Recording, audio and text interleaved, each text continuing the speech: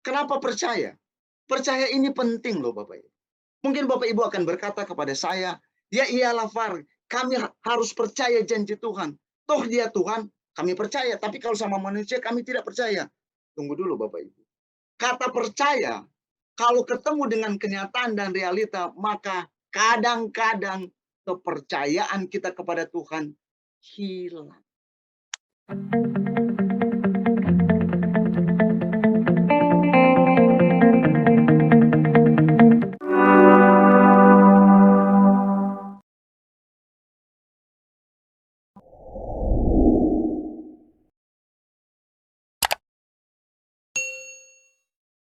Bapak Ibu yang dikasih dalam Tuhan kita Yesus Kristus, pagi hari ini saya akan merenungkan sebuah tema yang berjudul janji. Janji. Saya percaya kita semua yang hadir pagi hari ini pernah mendapatkan janji dari seseorang atau kita pernah membuat janji. Tapi yang menjadi perenungan bukan kita pernah mendapatkan janji dari seseorang atau membuat janji. Yang kita renungkan, yang akan menjadi perenungan kita adalah bagaimana kita menunggu, sikap kita dalam menunggu dan menantikan janji tersebut. Jadi, bagaimana sikap kita dalam menunggu dan menantikan janji tersebut. Mari kita buka Alkitab kita pagi hari ini, sedikit panjang, tapi biarlah kita merenungkan secara perlahan-lahan, membacanya secara perlahan, sehingga kita mengerti bagaimana sikap kita dalam menantikan dan menunggu janji Tuhan. Yang pertama, pembacaan kita yang pertama terdapat dalam Kejadian 17 ayat 1 sampai 5. Kejadian 17 ayat 1 sampai 5. Ketika Abram berumur 99 tahun, maka Tuhan menampakkan diri kepada Abram dan berfirman kepadanya, Akulah Allah yang Maha Kuasa, hiduplah di hadapanku dengan tidak bercela. Aku akan mengadakan perjanjian antara aku dan engkau, dan aku akan membuat engkau sangat banyak. Lalu sujudlah Abram, dan Allah berfirman kepadanya, dari pihakku inilah perjanjianku dengan engkau. Engkau akan menjadi bapa sejumlah besar bangsa. Karena itu namamu bukan lagi Abram, melainkan Abraham. Karena engkau telah kudapatkan menjadi bapa sejumlah besar bangsa. Selanjutnya Kejadian 17, masih dalam Kejadian 17, tapi kita lompat ke ayat 16 dan sampai 19. Aku akan memberkatinya dan daripadanya juga aku akan memberikan kepadamu seorang anak laki-laki. Bahkan aku akan memberkatinya sehingga ia menjadi ibu bangsa-bangsa, raja bangsa-bangsa, raja-raja bangsa-bangsa akan lahir daripadanya.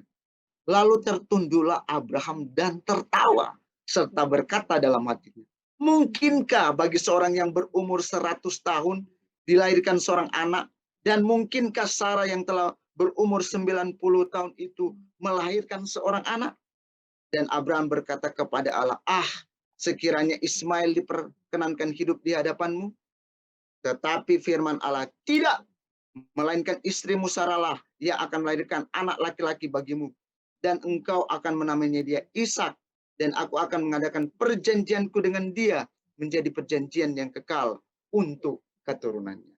Kita lanjut lagi pembacaan kita, Kejadian 18 ayat 9 sampai 13. Lalu kata mereka kepadanya, di manakah Sarah istrimu? Jawabnya, di sana, di dalam kemah. Dan firman-Nya, sesungguhnya aku akan kembali tahun depan mendapatkan engkau. Pada waktu itulah Sarah istrimu akan mempunyai seorang anak laki-laki. Dan Sarah mendengarkan pada pintu kemah yang di belakangnya. Adapun Abraham dan Sarah telah tua dan lanjut umurnya. Dan Sarah telah mati haid. Jadi tertawalah Sarah dalam hatinya, katanya, akan birahikah aku setelah aku sudah layu, sedangkan tuanku sudah tua? Lalu berfirmanlah Tuhan kepada Abram, mengapa Sarah tertawa dan berkata, sungguhkah aku akan melahirkan anak, sedangkan aku telah tua. Kita lanjut lagi pembacaan kita, tapi kita mundur ke Kejadian 16 ayat 1 sampai 2 dan 4 sampai 5. Adapun Sarah, istri Abram itu tidak beranak. Ia mempunyai seorang hamba perempuan, seorang Mesir, Hagar namanya. Berkatalah Sarai kepada Abram, engkau tahu Tuhan tidak memberi aku melahirkan anak. Karena itu baiklah hampiri hambaku itu, mungkin oleh dialah aku dapat memperoleh seorang anak. Dan Abram mendengarkan perkataan Sarai. Abram menghampiri Hagar, lalu mengandunglah perempuan itu. Ketika Hagar tahu bahwa ia mengandung, ia memandang rendah akan nyonyanya itu. Lalu berkatalah Sarai kepada Abram, penghinaan yang kuderita ini adalah tanggung jawabmu. Akulah yang memberikan hambaku kepada kepangkuanmu. Tapi baru saja ia tahu bahwa ia mengandung, ia memandang rendah akan aku. Tuhan kiranya yang menjadi hakim antara aku dan engkau. Nah, Bapak Ibu yang dikasih dalam Tuhan kita Yesus Kristus, ini adalah penggalan cerita tentang bagaimana Allah berjanji kepada Abraham untuk memberikan keturunan. Tapi apa yang terjadi? Waktu Abraham sama Sarah menunggu tentang janji Tuhan tersebut, janji itu belum datang. Tapi waktu janji itu disampaikan, mereka sudah tua. Sehingga baik Abraham maupun Sarah tertawa dalam hatinya. Dahsyat ya. Mereka cuma tertawa dalam hati, tapi Tuhan tahu. Abraham cuma tertawa dalam hati, Sarah cuma tertawa dalam hati, tapi Tuhan tahu kenapa mereka tertawa. Dan mereka mulai mengukur, mungkinkah kami mendapatkan anak karena sudah tua? Sehingga Tuhan bilang, kenapa kalian tertawa? Itulah janji Tuhan terhadap Abraham dan Sarah. Janji Tuhan tetap janji dan pasti terjadi. Hanya manusia kadang-kadang melihat dalam diri dia dan menghadapi kenyataan, dia akan bilang, kok kayaknya tidak mungkin. Nah, pagi hari ini saya cuma membagi sharing buat Bapak Ibu. Bagaimana sikap kita menantikan janji Tuhan. Yang pertama, sikap kita dalam menantikan janji Tuhan. Sederhana, poin yang pertama ini, yaitu percaya. Kenapa percaya? Percaya ini penting loh Bapak Ibu.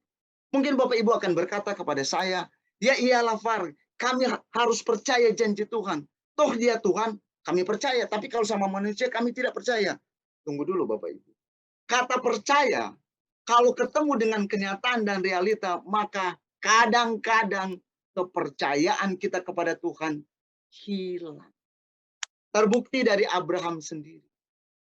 Abraham berkata dalam hatinya dan tertawa, mungkinkah bagi seorang yang berumur 100 tahun dilahirkan seorang anak? Sarah pun berkata demikian. Kata percaya itu hilang waktu kita menghadapi sebuah kenyataan hidup. Kita bertanya, mungkinkah saya melakukan ini? Kan kadang-kadang kalau kita melihat kenyataan, misalnya kita sudah sakit lama, dan waktu bawa ke dokter, dokter bilang begini, kayaknya umur Bapak tinggal 3 bulan. Dua hal yang akan terjadi dalam diri kita. Kita langsung drop, putus asa, karena kita tinggal berpikir 3 bulan, 3 bulan, 3 bulan. Rasa percaya kepada Tuhan hilang. Itu sebabnya pagi hari ini saya hanya ingin mengingatkan kembali buat kita Bapak Ibu. Bagaimana sikap kita dalam menantikan janji Tuhan, yaitu percaya. Kalau sudah ada kata Tuhan di belakang, berarti kita mempercayai pribadi ini. Percaya kepada Tuhan akan janji-janji.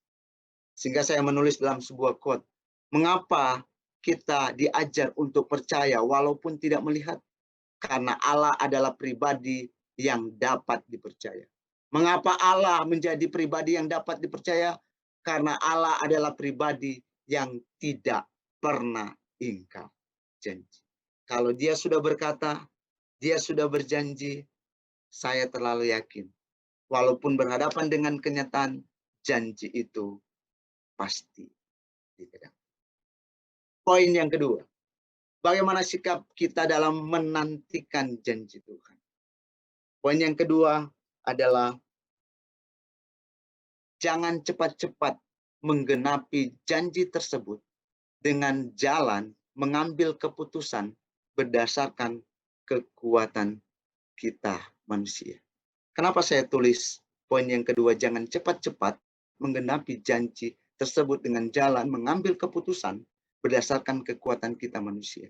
Artinya begini, kita udah nunggu nih janji Tuhan, belum datang-datang, belum tergenapi. Ya sudah, saya buat genapi itu janji itu dengan cara saya, dengan keputusan saya, dengan kekuatan saya sebagai manusia.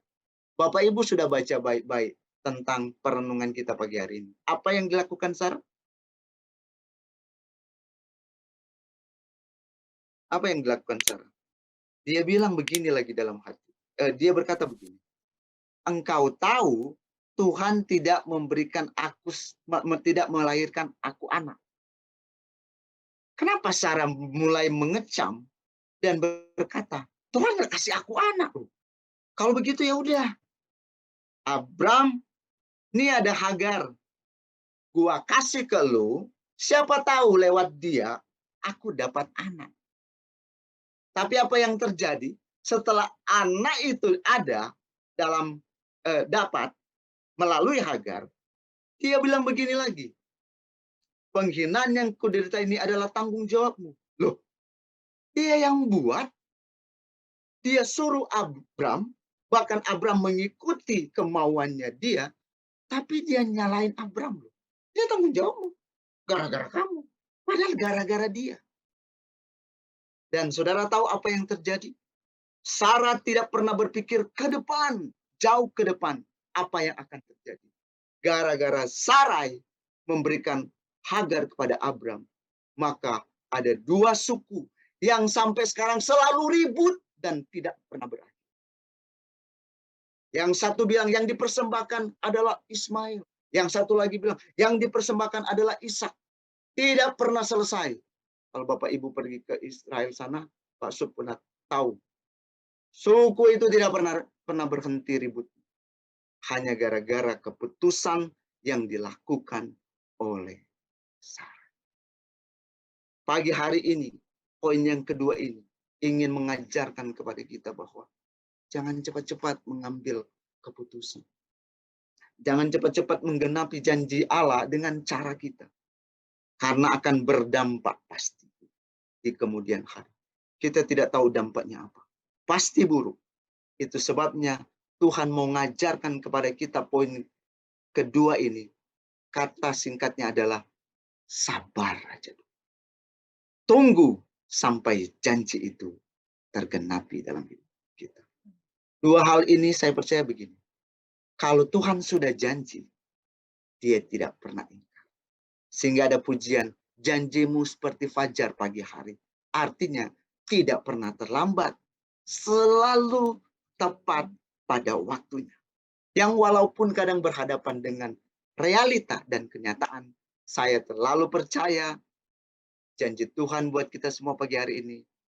Buat Pak Fanto, buat Pak Sub, buat Pak Heru, buat Ibu Bedia, buat kita semua. Nggak ada yang gagal. Yakin sekali. Nggak ada yang gagal. Firman Tuhan itu menjamin. Apalagi kita mempercayai Allah yang tidak pernah ingkar janji. Tuhan memberkati kita semua.